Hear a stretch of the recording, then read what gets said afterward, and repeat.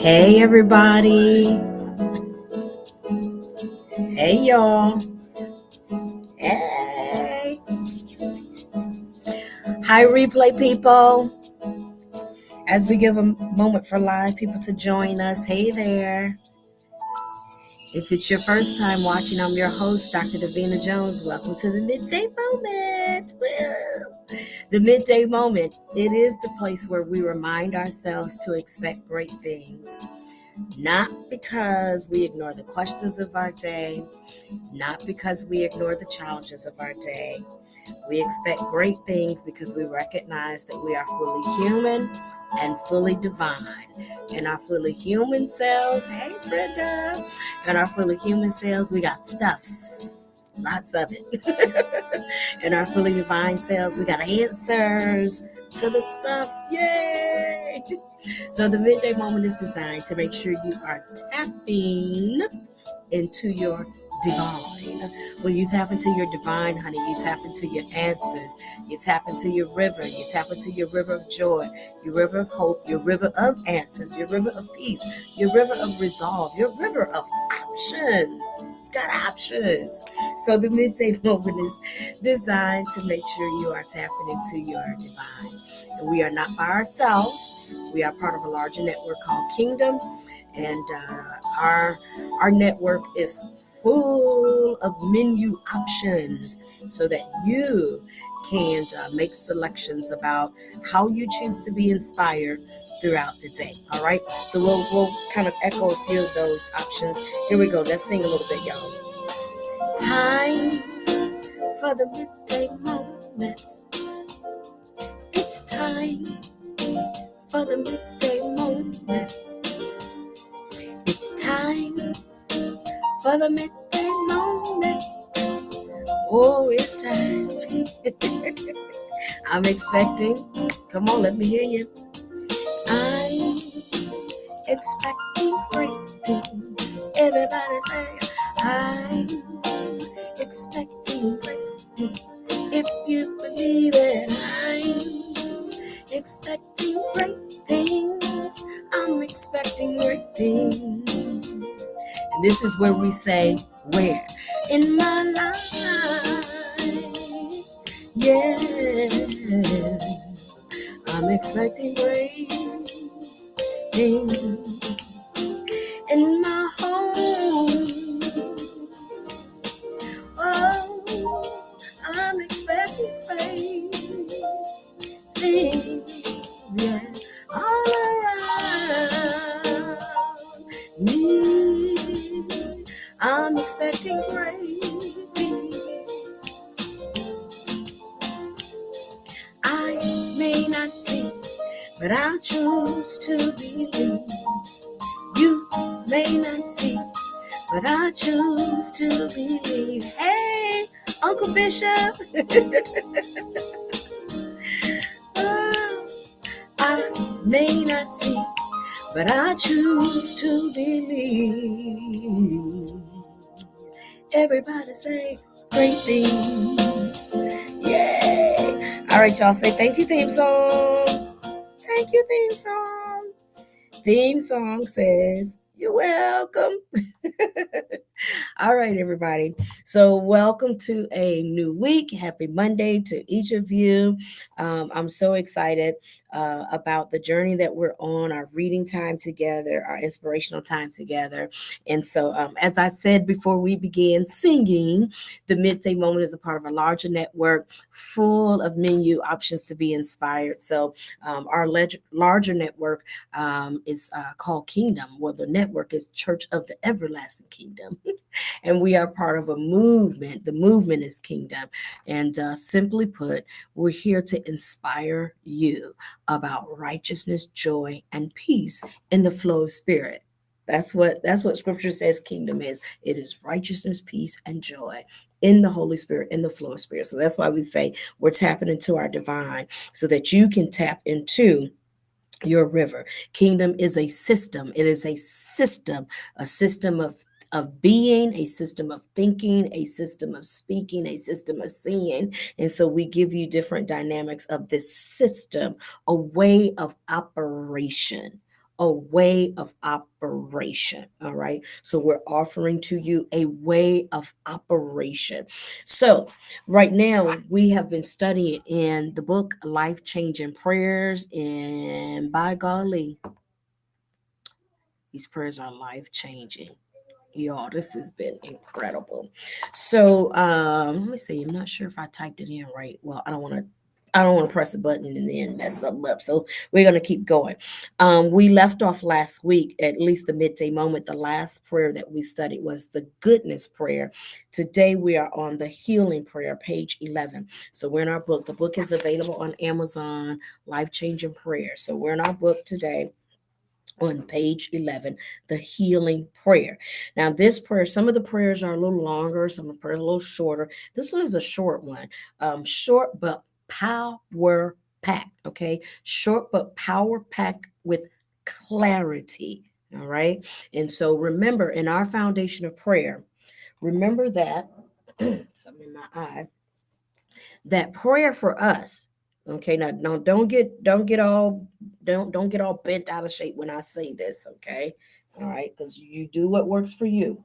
That's kingdom does not obligate you. All right. Jesus as our way shower, our role model, our pattern, did not obligate people, gave you choices. So kingdom is simply what works for us. And what works for us is also our understanding of prayer, that prayer doesn't change things. Prayer changes you so that you can change the thing, so that you can move the thing. That was what we understood even as of last week when we were going through this.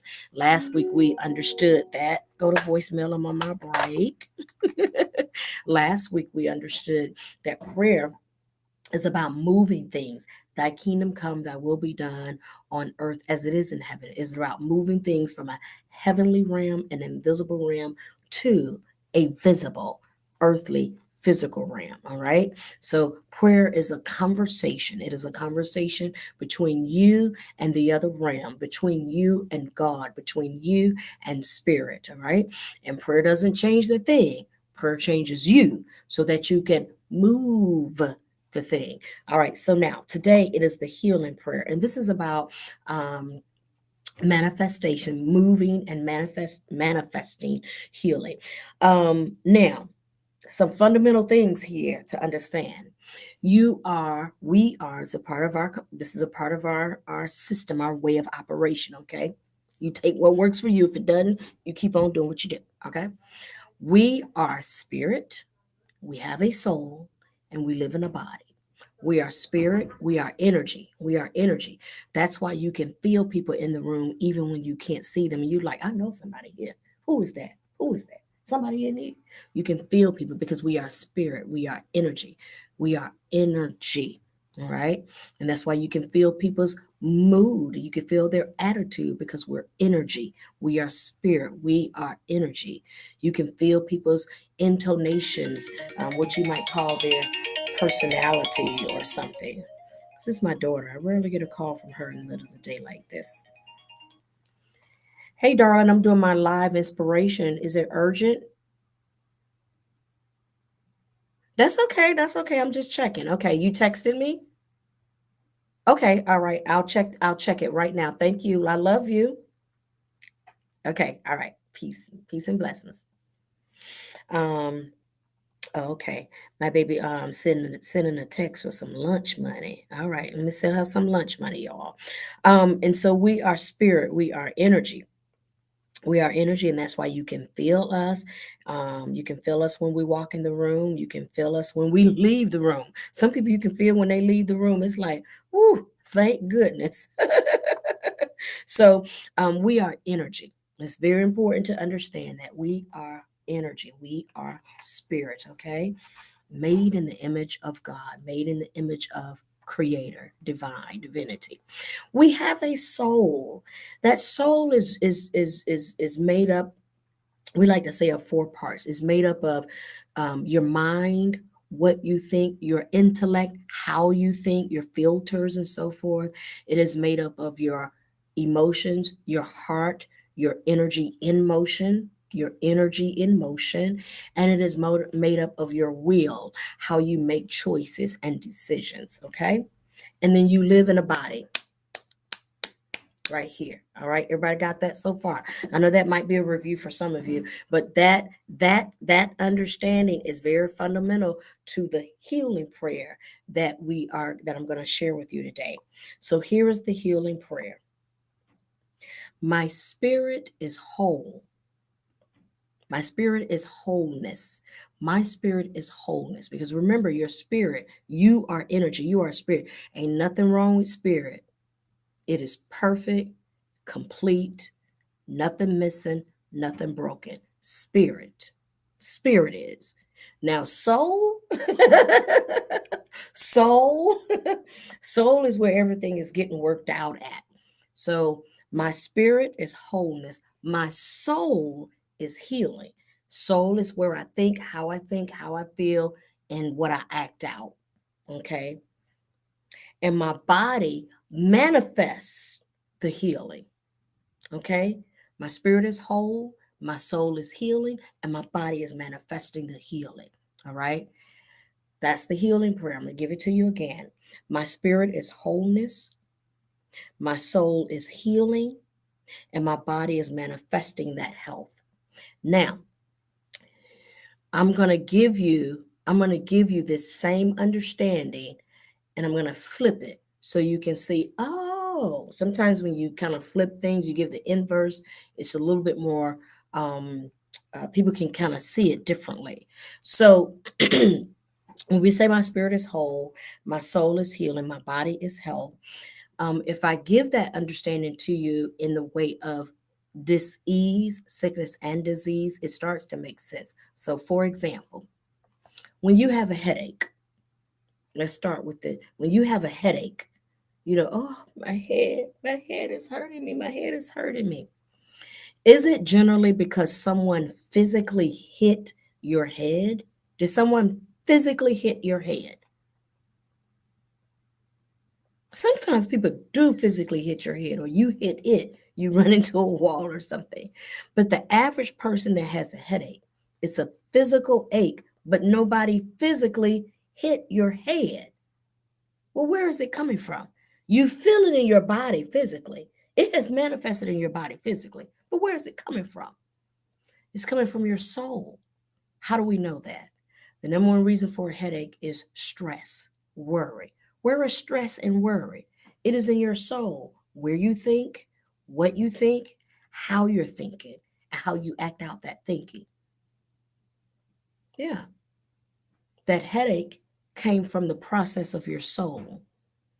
Yes, it did. It came from the process of your soul. So, what healing does, it goes back to the garden spirit, it goes back to the beginning, it goes back to everlasting energy and starts working from there. I am whole, and my soul is manifesting healing. You start working through what you're thinking and how you're thinking. Okay. We did a whole series on that. Remember, our book is over, mine is over there now. Being a double minded person is unstable in all their ways. So you gossip about yourself behind your back. You stand in the mirror and you say, I'm going to make it. Then you turn around and you get into a conversation. Girl, I don't know what I'm going to do. That's being double minded. That impacts your soul. And pretty soon it manifests in your body. And so the healing process, I go back to the beginning. I go back to the garden in the beginning. I go back so I can create my light. And God said, let there be. I go back to where it seems to be void and without form, and where it seems to be chaotic. It seems to be that way. That's what Genesis tells us, right? And in the midst of what appears to be chaotic, in the midst of what appears to be dark and without form, in the midst of that, God, spirit, love, energy says, and let there be light, calls out of that darkness light. And that's what this healing prayer does. It goes back to the beginning. My spirit is whole. I'm in the garden. It's perfect.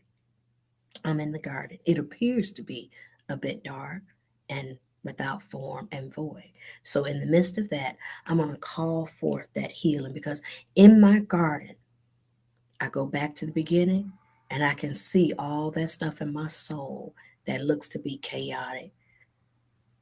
But I'm affirming the truth that I am spirit and I am whole. I give my soul permission to come into alignment with my spirit. I give my soul permission to manifest the light that is within,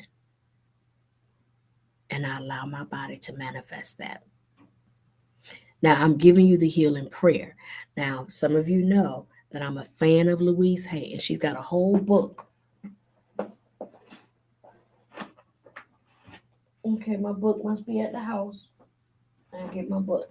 She's got an entire book called Heal My Body, Heal Your Body. And that entire book is based off of this prayer right here.